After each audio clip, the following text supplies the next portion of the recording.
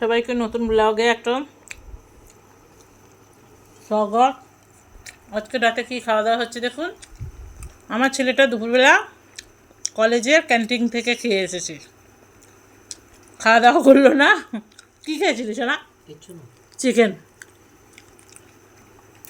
তাই ও খেলো না, সেই মাছের ঝোল ভেন্ডি দিয়ে সেই ছিল। আর এই যে শাক আছে, একটা রুটি আছে, আমি নিয়ে বসেছি। এই যে দেখুন মাছের ঝোল কতটা, 2 টাইমের করে নিয়েছিলাম না। মাছের মাথা ছাড়াও দাগ, মানে পেটি আছে, দাগাগুলো খাওয়া গেছে, পেটিগুলো আছে। আর এই যে আমার পুত্র রাজা বসে গেছে, রাজা বেটাটা উপরে বসছে, আমরা নিচে বসে গেছি মায় বেটা।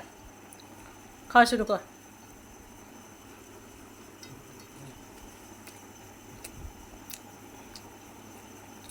না খেলে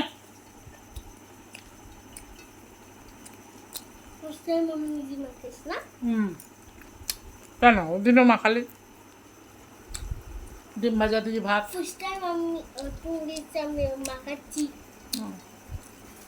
বাবা বল, খাইনি এখন। খা, খেয়ে বল কেমন হয়েছে। একটু লবণ কম হয়েছে মনে হচ্ছে আমার। আমি তো চচ্চড়ি দিয়ে খেয়েছি।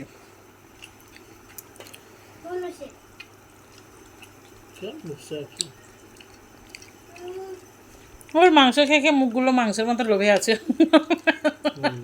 তাই না?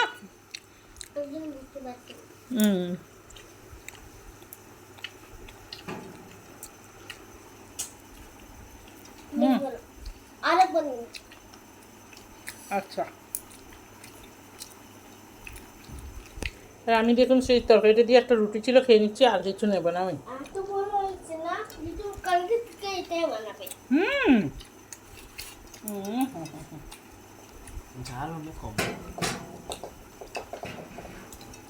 ঝাল কম খা, বেশি খেয়ে কোনো লাভ হচ্ছে না। ঝাল খেয়ে অসুখ বিসুখ ধরতেছে।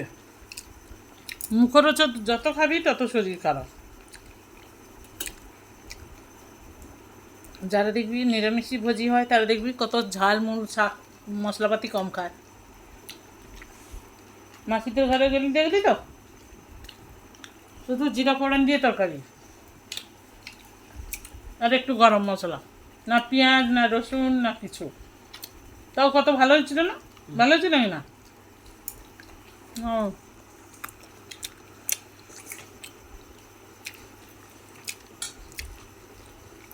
আমার তো ভালো লাগছে না।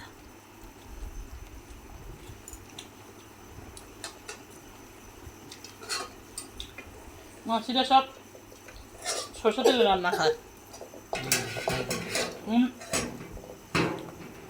সব সরষে তেলে রান্না খায়, ওরা রিফাইন তেলে খায় না। ওরা যদি তেলে ভাজা করে, মানে এই যে কিছু যদি ভাজাভুজি করে, তখন নাকি রিফাইন তেল ইউজ করে।